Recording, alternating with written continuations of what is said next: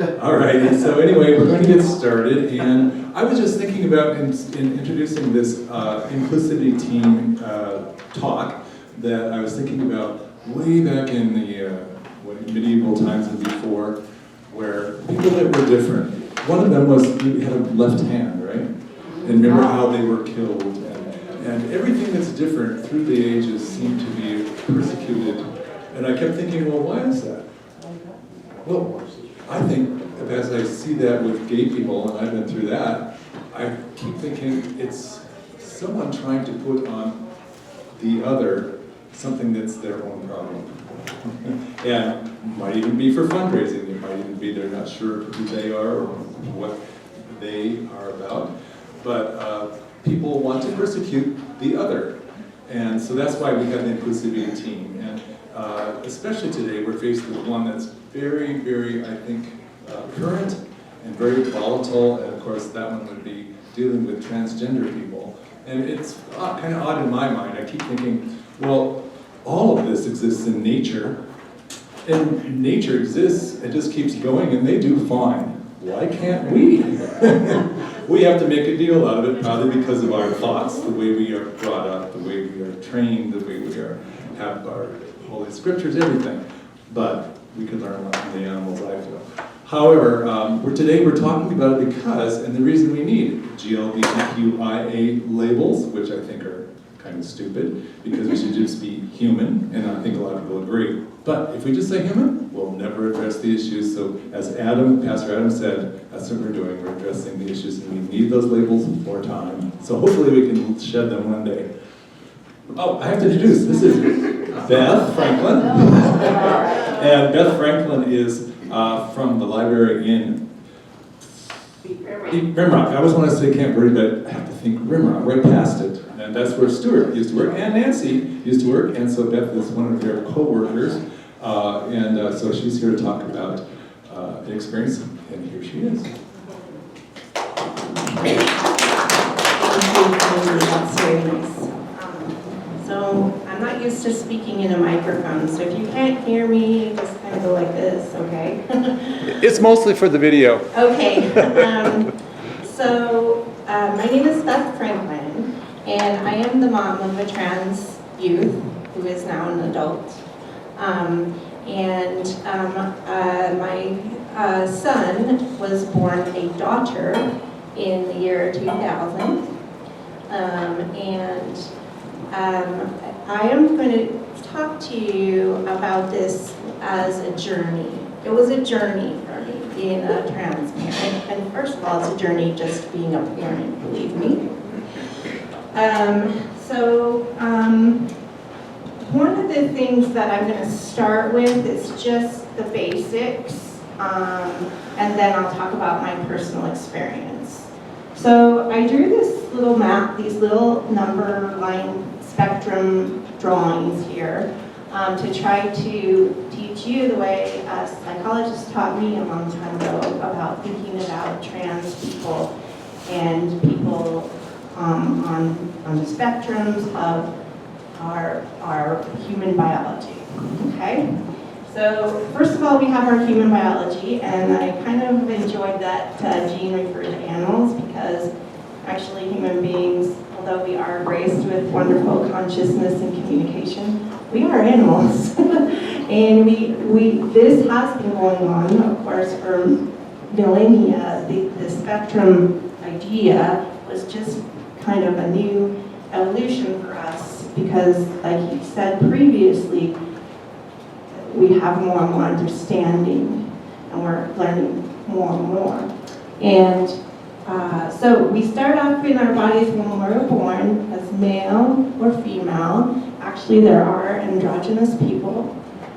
And then as we grow or develop, we have our gender orientation or identification, actually, as more male or female. Or it can move along this line. And then we have our sexuality when we become adults, young adults, and we think about choosing partners. And that can be all male all female, or it can change, and you can be female and love females, male and love males, transgender and love a female, transgender and love a male, and it doesn't matter which direction you go.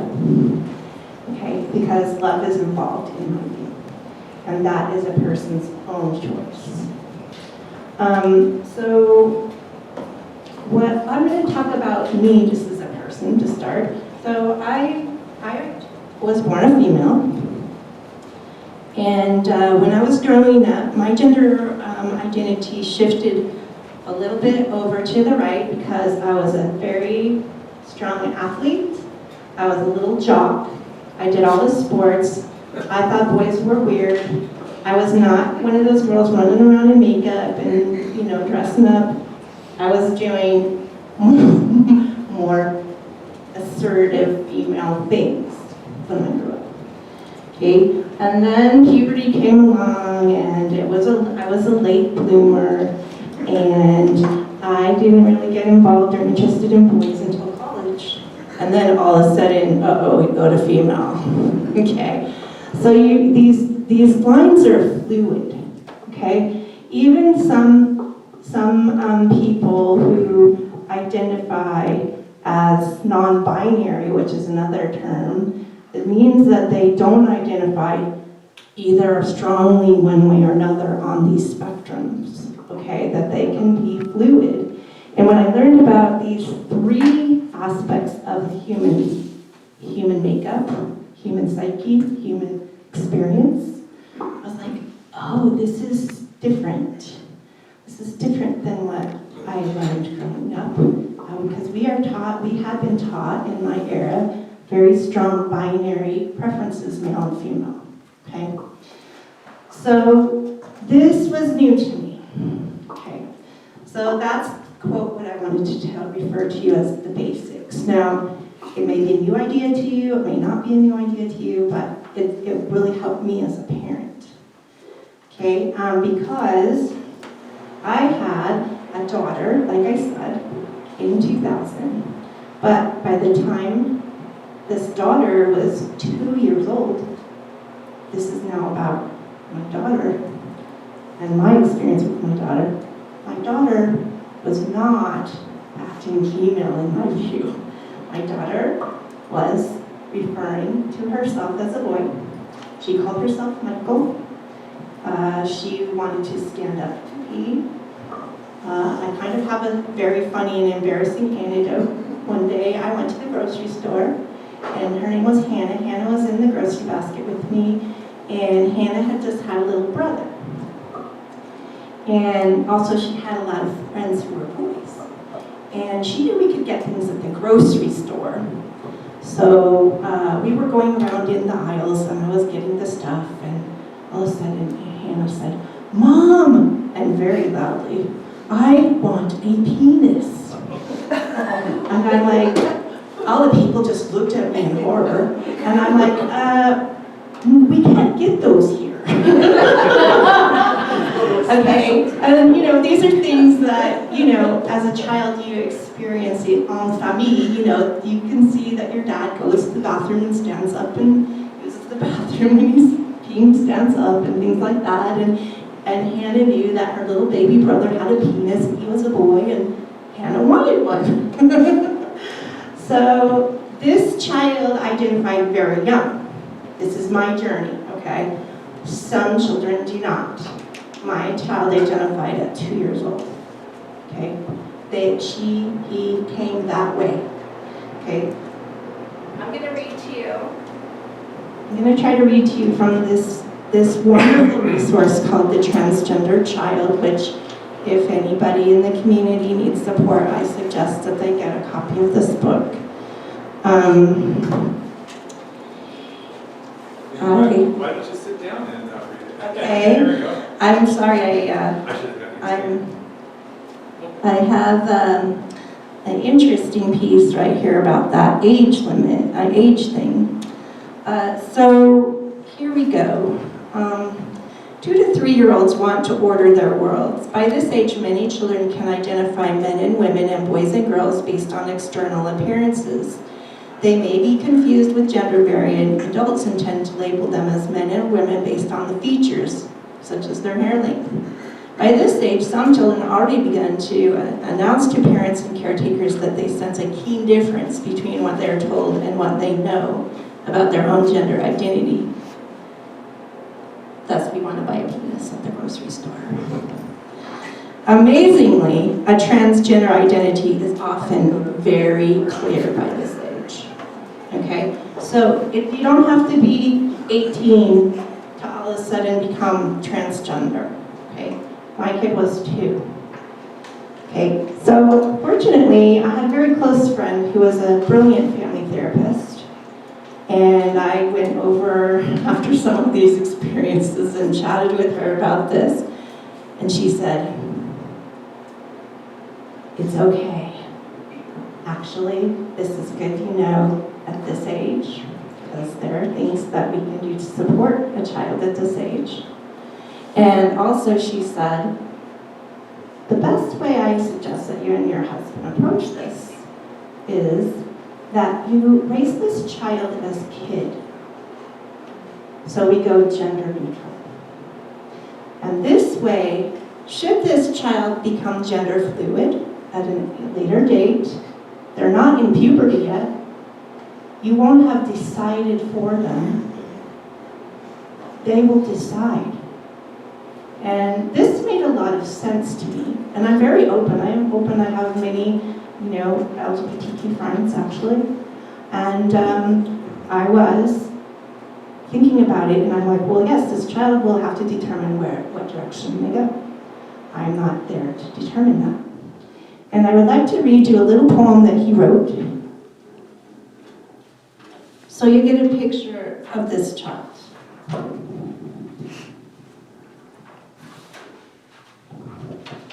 This was when he was in 4th grade.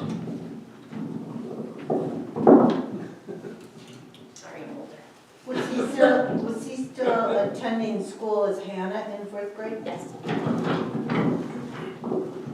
We lived in a rural community. I'll explain some of that in a minute. Where I'm from. I am from Tim and Beth, from Southern Oregon, the Beaver State. I am from a ranch with spurs, horseshoes, and arrowheads dug up from the ground. I am from my dad's giant meatballs to delicious beef stews, cheesy mac and cheese, gooey warm chocolate chip cookies, juicy hamburgers, pickled beans, and my aunt's awesome smelling chicken chili.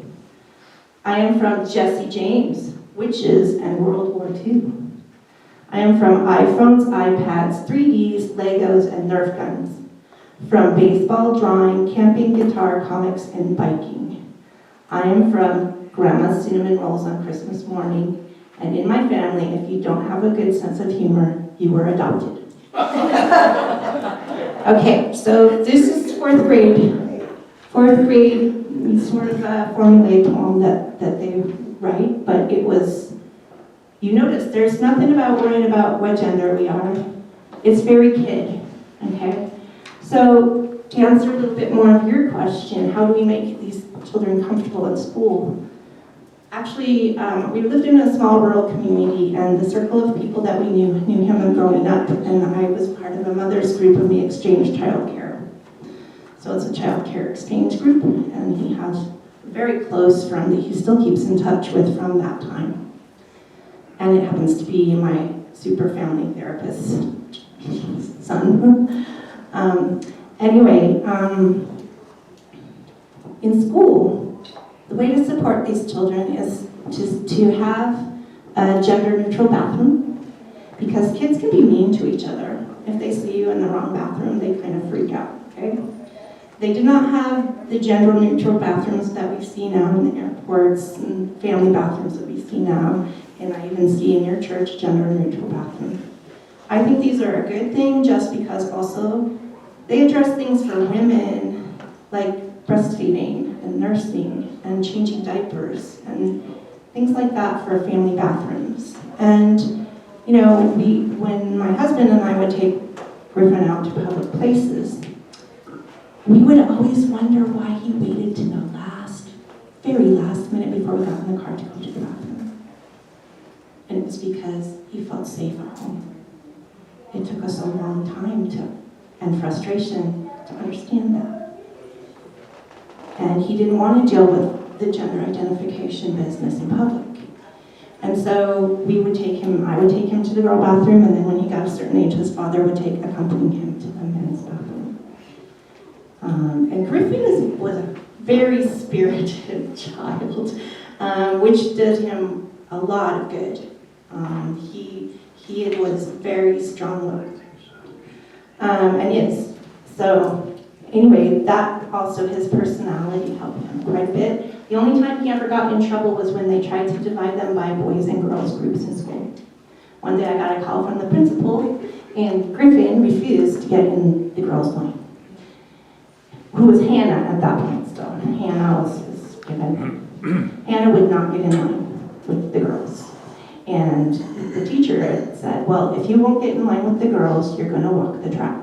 And Hannah said, fine, I'm going to walk the track.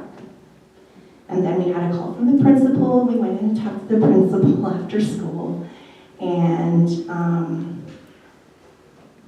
so it was handled. We talked to the principal about why this was, and everybody, turned down the volume a little bit, and we talked to the teacher and explained what that was, and maybe they could identify the kids as whether they were wearing green or purple or something different in that class. So that was in 4th grade. Sadly, when Griffin turned 10, his father passed away in a car accident. So we had not only transgender, we had trauma. Okay. On top of that. However, yes, okay, Griffin survived all of these things. And then he and I started to transition him because we knew that in 5th grade, we moved to Colorado to be with family. He would need to dress out in gym. I went to the middle school principal and explained, you start to do a lot of advocacy to the principal, what was up with Griffin.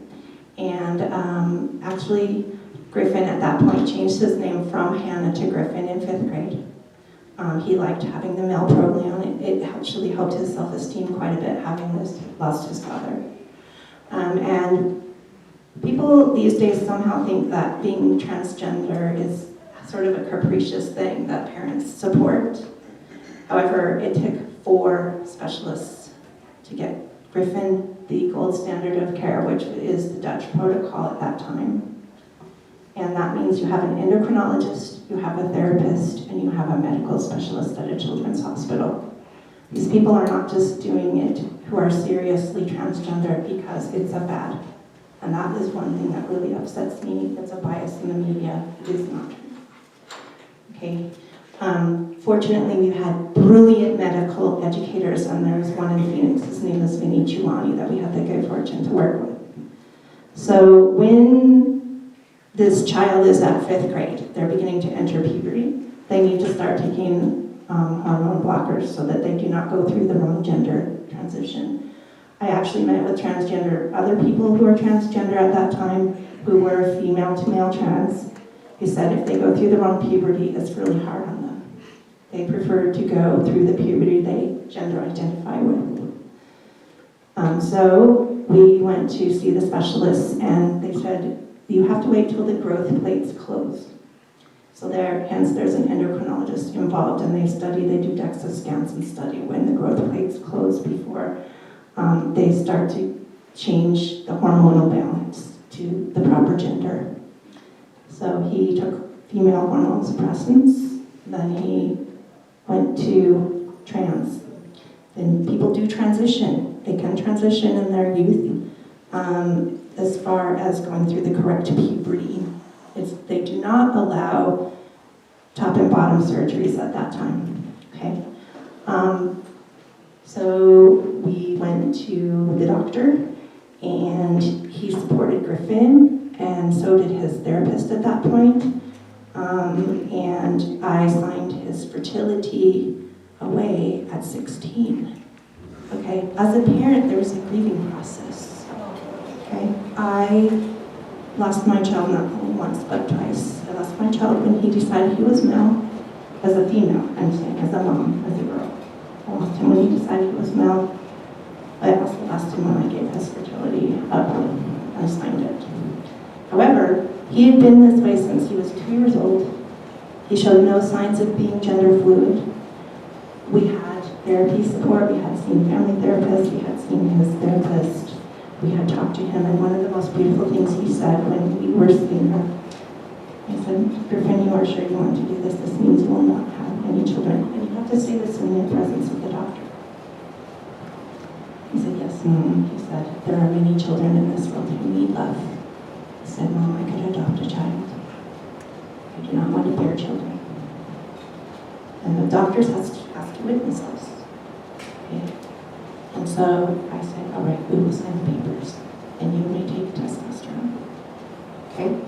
The reason being is as far as human development is if you start taking tea before you go through female puberty, your eggs are no longer viable. Okay? You can't take them out and do in vitro fertilization with them. He also explained to him later that, he could have a sperm donor with a partner should he want that. But anyway, that is part of how he had his beginning of his transition. Then later on, when he was 18, he did have top surgery. We had to write a letter to our Dr. Vinny, who was still on board with Griffin. He stayed on board at Children's Hospital until Griffin was 18. And he had top surgery because he did not want to look like his buxom mom.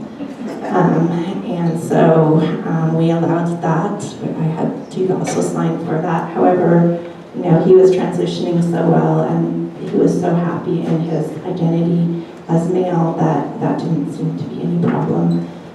As far as bottom surgery, it was our family view that he would not have that because it was his decision to do that, and also that we don't believe that the technology is safe at this point, as far as people's knowledge and understanding. So that's an overview, a walkthrough of this person, what they did, how they manifest, what parents run into,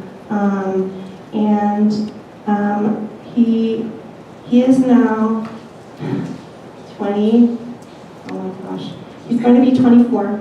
He attends NAU. He goes to his therapist's master's in social work classroom and teaches master in social work students about being trans.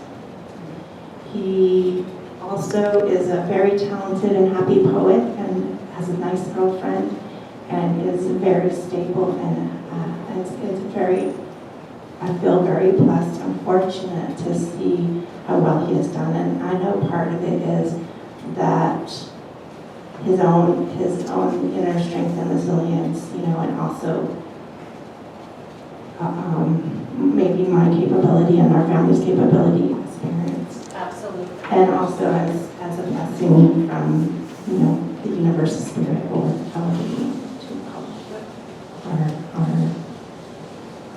our lovely spiritual guides. Does anyone have any questions? Yeah.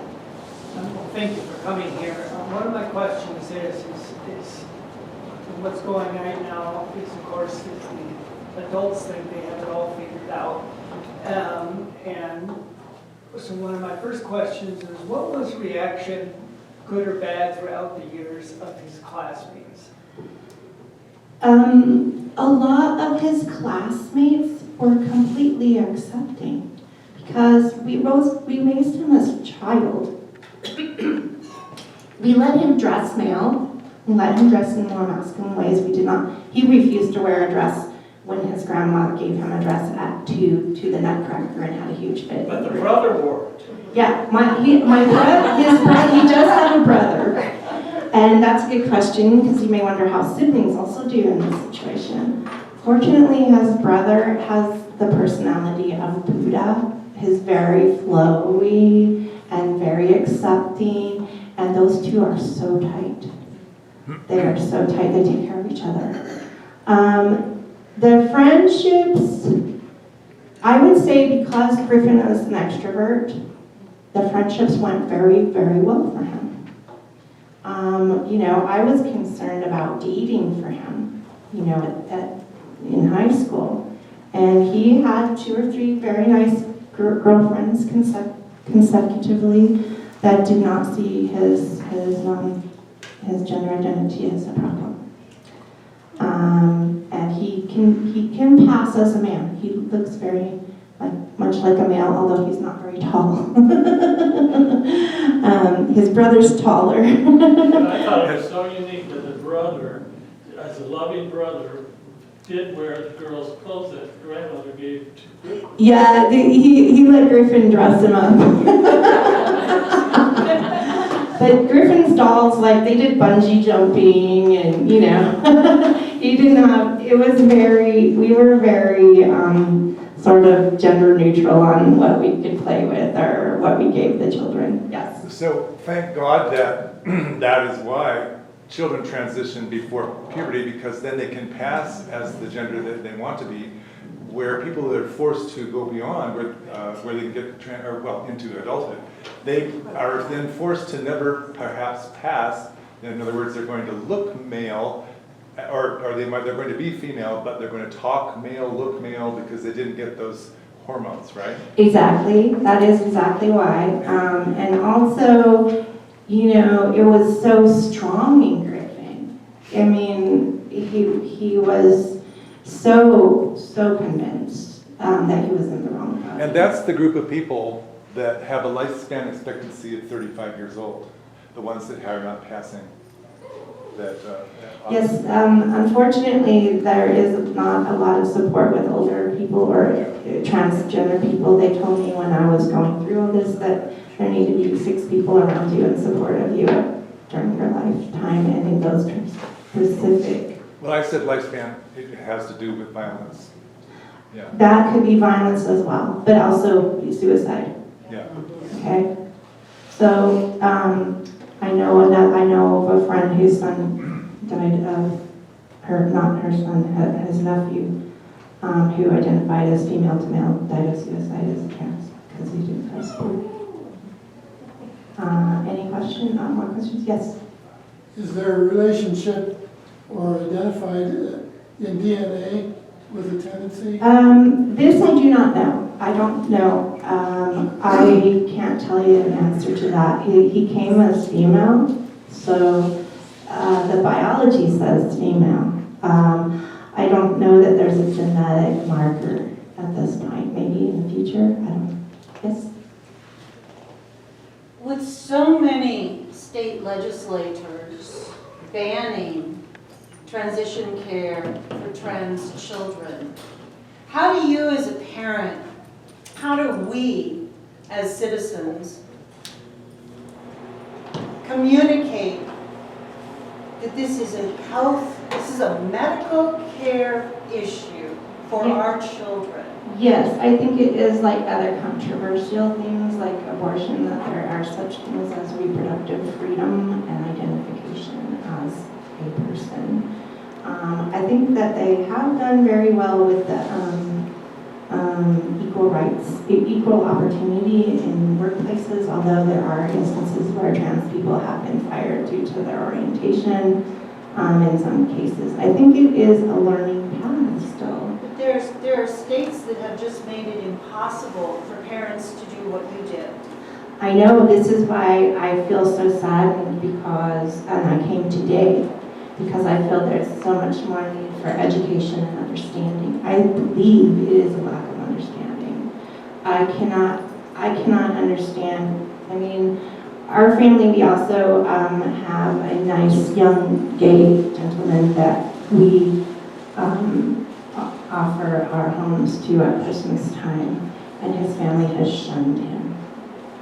Okay. So we have a lot of work to do culturally as far as acceptance and tolerance. Tolerance, if you're looking into the psychology of things, tolerance is way up here in terms of human development, tolerating different people, okay? Tolerance is extremely important, okay? PhDs in psychology have said that's one of the highest respect and then tolerance for difference, okay? So that's where we gotta go. Okay, I just want to tell people that need to go to the second service. It's about 5 minutes, you have about 9 minutes left before the second service, but we're going to continue here with some questions. And I just wanted to add something to that. You were talking about how dangerous it is today. Stuart and I, my husband and I, are feeling this same, do we need to move out of this state because they're going to get us pretty soon? You know, we see things appearing in the tunnels and graffiti, and now all of the libraries cannot do pride displays. All of the libraries in the schools have taken out the LGBTQ books in our area. And now they are doing it in Camp Verde, wanting to fire the librarians for doing their job. So this is like getting pretty scary for me and for Stuart, and it's like, what do we do? But anyway, she'll continue to answer questions as you have them, and if you need to go to second service, it's fine. Any more questions, or? Yes, ma'am. Yeah, you talked about the fact that you had to do a lot of advocating with the principals in schools. Yes, ma'am. How cooperative were they with Sheila's? This is a good question. Where we were when Griffin started his transition was in California. I mean, in Colorado, excuse me, was in Colorado. Colorado is fairly progressive. We were fortunate in that the principal of the school where he was in middle school had seen a lot of middle schoolers. And middle schoolers are going through puberty and understood this issue. In fact, had recently had a staff training regarding this issue. And so I was very fortunate in my timing in going to advocate on Griffin's behalf. And as he entered middle school. And his name was taken off the rolls as Hannah and put on as Griffin, which is something that a lot of schools won't do unless you've already changed the birth certificates.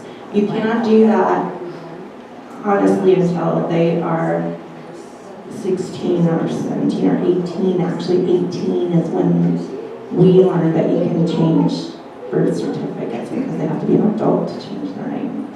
It just made me so mad, like, how the hell can anybody tell you what you are when they look at your physical body? Do you have to have an inspection when you go to school?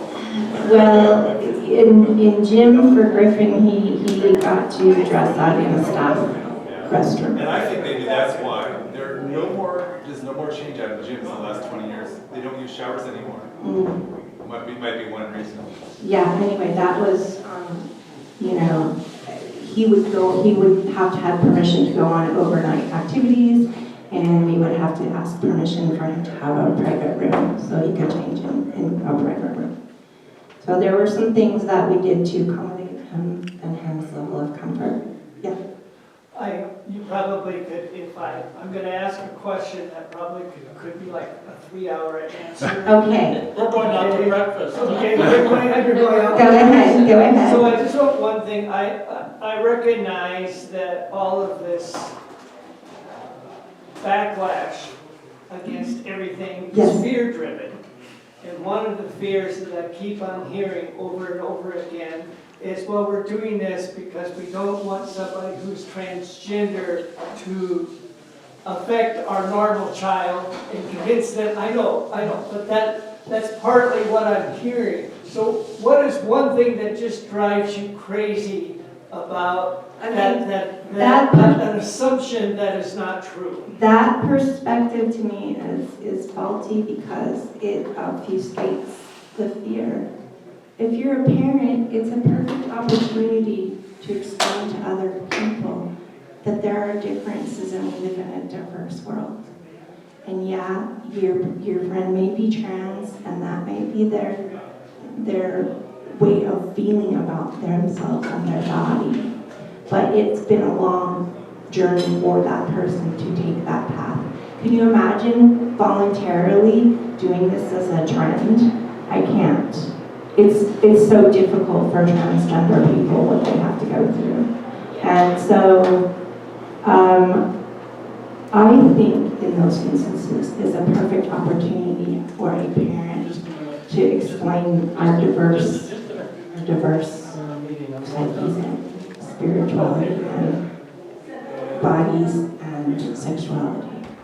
And if they're asking it, it's a good time to do that. And maybe in that person's life. I don't know. I think it's actually, people have noticed that maybe there are more trans people than they thought because our culture is starting to evolve and make it safer for people to express themselves in that regard. And I think that's progress, but it is scary. Is that like the number one fear that's driving all of this? What's really driving all of it? Some of it I'm afraid is to divert away from other issues. I'm saddened to say that. But I think it is to divert away from other issues, that it's easier to choose this scapegoat than deal with other issues. Just like Mel White, who wrote a book about Jerry Falwell. Yeah. Mel White came out later and said, the whole purpose of my speech writing was to create a need to be against things like gays so he could raise money. That was the purpose. It wasn't that it was So right. I think there's other issues involved, and we live in a very contentious time right now, and it's too bad that people have chosen other people to be targets when really there's other things that we need to address, like equity. Oh, you know what's so funny? My son now wants to be involved in food security. So there you go. Thank you for your time. Yes. What did he want to be? Involved in food security for other people. So he doesn't even see really his own need to advocate for trans people. He's gone beyond that now. So anyway, thanks for your time and understanding and caring. I appreciate it.